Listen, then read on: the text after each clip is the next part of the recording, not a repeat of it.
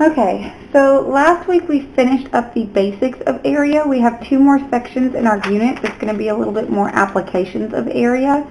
First one is 10.4.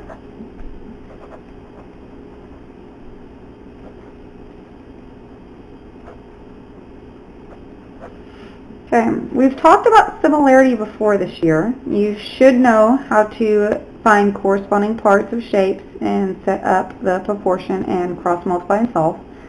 However, when you're dealing with area, how does that change the situation? We've talked about ratios a lot this year. So the first question that you need to ask yourself and be able to do, so the first learning target,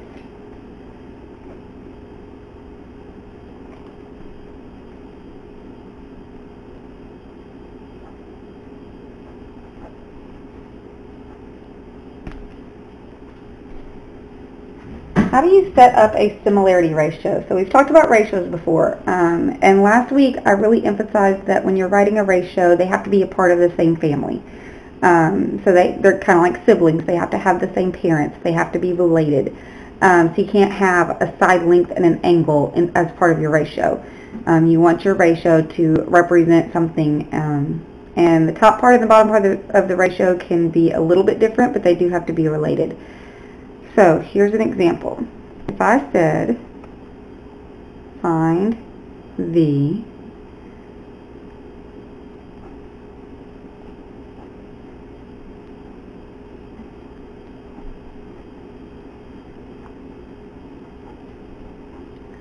similarity ratio of the first triangle to the second triangle. Okay. And this triangle, the bottom part is 9, and that triangle, the bottom part is 24. Now, we've talked about this already in one of our other units. Okay, and I've given you these 3 steps before. Hold on, something's going off my computer. Oh, never mind. The brightness was just down. Okay. So we've talked about these 3 steps before. When you're writing a ratio, the first thing you need to check is units. Okay, remember I said the top and bottom numbers have to be a part of the same family. You shouldn't have centimeters on top of feet. You can, in certain proportions, have different units as long as the proportions are the same. If you have centimeters and then inches, on the other one if you have centimeters and inches, it will work. But when we're doing these problems, it's really important to have the units the same. Number 2. You want to reduce the fraction. Okay. Actually, I'm going to make that step 3. So cross that out. Step 2. Read. You have to know which number goes on top. Okay. The question will always tell you which part to put on top. Whichever is listed first, if it says the first to the second, then that means first on top, second on bottom. So whichever one comes first goes on top, whichever one comes second goes on bottom. And then third, reduce the fraction. Okay? So in this case, since it is first to second and there are no units, I would just do 9 over 24. Okay? If I reduce that fraction, I get 3 over 8, which would be my similarity ratio. Now that part you already know how to do. We've already talked about similarity ratios when we did similarity. This is just review so far. Here's the new stuff. A similarity ratio is one-dimensional, and here's where we get to start talking about dimensions. Okay? So, and I'm going to start abbreviating here. SR is going to be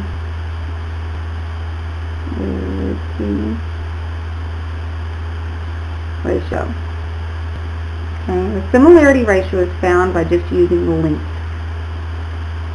Okay, so 3/8 would be our similarity ratio. It is one-dimensional because length is one dimension.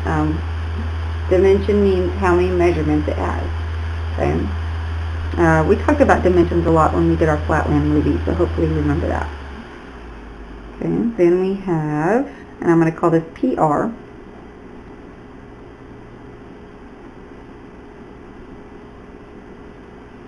Okay, this is going to be called our perimeter ratio.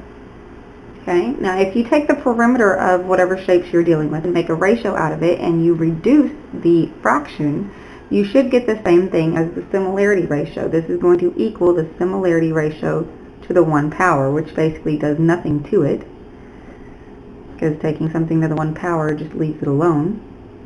The reason why we're taking it to the 1 power is because it's one-dimensional.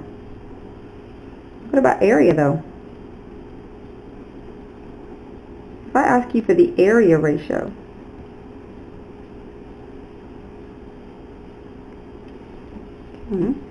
is area one-dimensional? Hopefully most of you said no. It should be two-dimensional because there is a length and there is a width. It is a surface. It is a flat surface, represents two-dimensional like flatland. So to get an area ratio, you take the similarity ratio and you make it two-dimensional. This is why when you're doing area, all of the units at the end of the numbers say inches squared or feet squared, because area is always a two-dimensional measurement, which means it should be the ratio should be two-dimensional. So we're going to take our similarity ratio and square it, which gives me 9/64. Hold on, square it.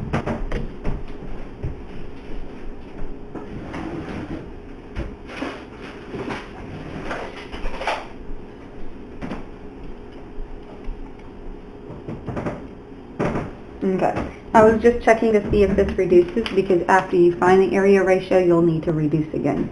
And it doesn't, so we're going to leave it. And we got that number because it's two-dimensional, so we squared it. What about the volume ratio?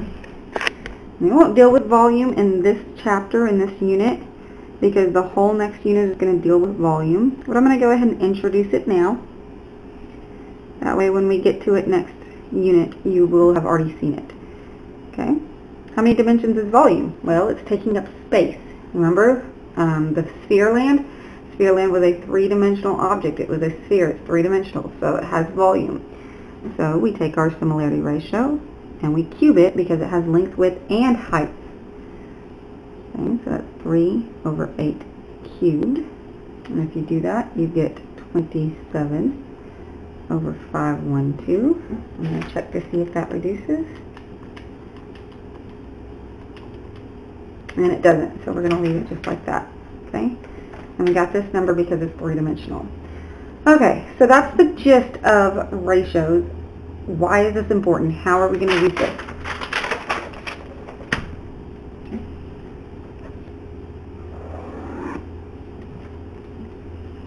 Alright, if I give you a parallelogram, and this side is 3, and I tell you that the area is 24. And then I give you another parallelogram,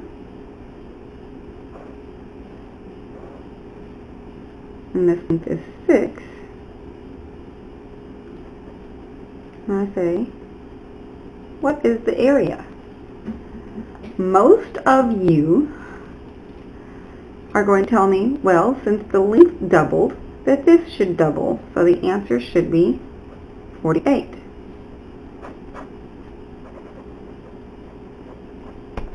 Okay, and that is wrong. Okay, just because the length doubled doesn't mean the area has doubled. Okay, and you can try this out for yourself. If you have a square that's 2 by 2, the area would be 4. What happens if we double this? If we make a 4 by 4, is the area 8? No. 4 times 4 is 16. So we went from 4 to 16. That doubled. The lengths were doubled, but the area was not. So as you can see, just because the lengths doubled doesn't mean it's proportional. Okay? To make the proportion, you have to be dealing with an area ratio. So we're going to start with the length ratio. Our similarity ratio is 3/6. Okay? Our area ratio, since we went this direction, is 24/x. But similarity ratio and area ratios are not the same dimension, so they are not equal. The only way to make these two ratios equal is to make this two-dimensional.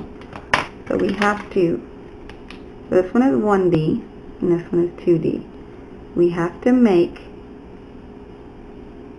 this one two-dimensional. How do you do that? Well, it's real easy. You just square it. 3 over 6 squared. Now this one's two-dimensional and this one's two-dimensional, so they should equal. Okay? This fraction squared is 9 over 36 equals 24 over x. Now they're equal because they're both two-dimensional. Now you can cross multiply and solve. So 9x equals 64 divided by 9. So x equals 864 divided by 9 is 96. Okay? That's only an 11-minute video. Let me go ahead and give you one more example just real quick. Okay?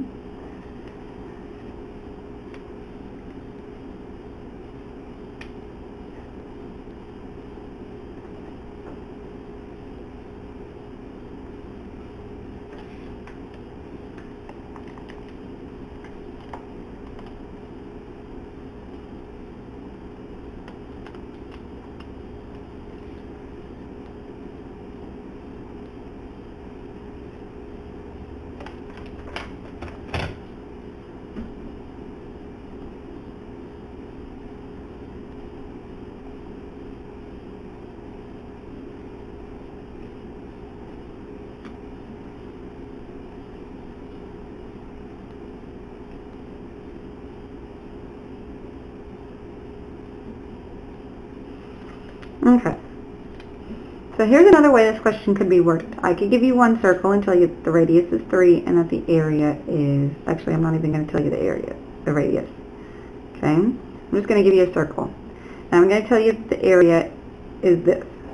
Okay? If the radius is reduced by 2/3, what is the area? So this one you don't have a dimension in the picture to make a ratio. In this case, they give you the ratio in the problem. So ratio is given in the word problem. You do not have to create a ratio from the picture like we did on this one. This one we had to take the side lengths and create the similarity ratio. And this one, the ratio is given in the problem. The similarity ratio is 2/3. They're telling you that that's the relationship between the lengths, okay? Because the radius is reduced by 2/3. Okay? We know that the area ratio. Okay. Now we have to be careful here. Is it going to be x over, and we'll just call this 28. I'm going to make things simple for you today. Okay. Are we going to call this 28 over x or x over 28? Well, ask yourself a question. And then similarity ratio, the smaller number was on top. Okay? Out of the 20x and the 8, which one should be smaller? Well, in this case, it should be the x because it's getting reduced. Since it's getting reduced, this one tells you small on top. So my area ratio is going to be x over 28. Now, can I set those two ratios equal? No, because this one's one-dimensional and this one's two-dimensional. So I need to make this one two-dimensional. So I take my similarity ratio and I square it. That makes this whole thing two-dimensional. And now I can set it equal to that. So I have 4 over 9 equals x over 28. Cross multiply. 9x equals 112 divided by 9, and x equals 12.44. Okay, so bottom line is you have to have a similarity ratio and you have to have an area ratio. You have to make sure that if it's small on top over here, that this one's small on top, and vice versa. They do have to match. And then just make sure the dimensions match. So bottom line is make sure dimensions match before you do your cross multiplication. Okay.